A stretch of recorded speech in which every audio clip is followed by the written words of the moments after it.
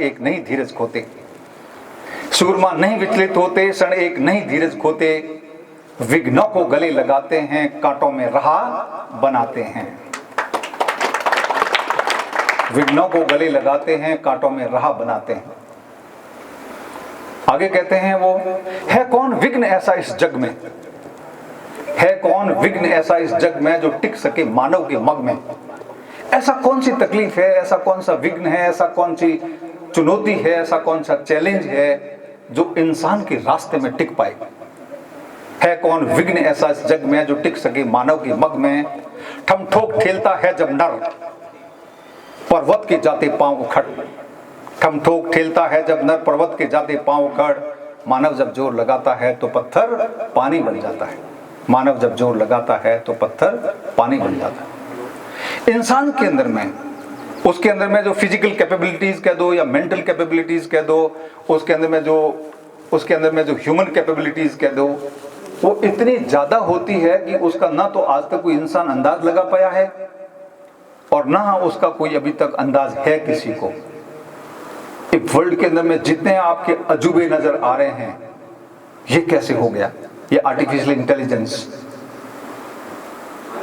ये जो augmented realities, virtual realities, इतनी इंटरनेट, पता नहीं इंस्टाग्राम वगैरह वगैरह, आप फेसबुक वगैरह आप यूज करते हो, इतने बड़े वो रॉकेट के ऊपर में लाखों किलोमीटर दूर चंद्रमा के ऊपर में जाने वाला रॉकेट, उसमें आदमी बिठा करके भी वापस सेफ लेके आ जाए। पता नहीं क्या क्या चीजें, ऐसे रोबोट्स बना दिए हैं कि आप कह दो और आप उसको कमांड दे दो और आपको घर के अंदर में सब काम करने लग जाएंगे। ऐसे ऐसे रोबोट आ गए हैं। इंसानों की काम करने की, यूरोपियन कंट्रीज के अंदर में लोग काम करने वाले बहुत कम है, छोटा काम करने वाले रोबोट बना दिया।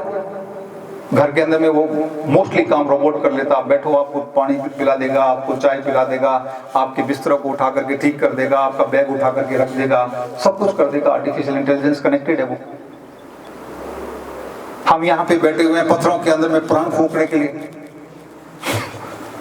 और वो प्राण वहां पे रोबोट के अंदर में फूंक रहे हैं और दुनिया पता नहीं कहां कहां पहुंच गई है। तो हमको इस प्रकार के लोग क्रिएट करने हैं जो इस प्रकार रोबोट के अंदर में प्राण फूके, न कि पत्थरों के अंदर में प्राण फूकने वाले लोग तैयार करने। पत्थरों के अंदर में प्राण फूकने से नहीं होता। ईश्वर ने किसी ने नहीं कहा है कि मेरे अंदर में, मेरे पत्थर में प्राण फूको। ये सब ढकोसले हैं। इंसान ने अपने लिए, अपने स्वार्थ के लिए कुछ भी क्रिएट कर दिया। भगवान रामचंद्र जी ने नहीं कहा है कि भाई मेरी मूर्ति बना करके मेरे उसके अंदर प्राण डाल देना। कैसे आ जाएंगे प्राण।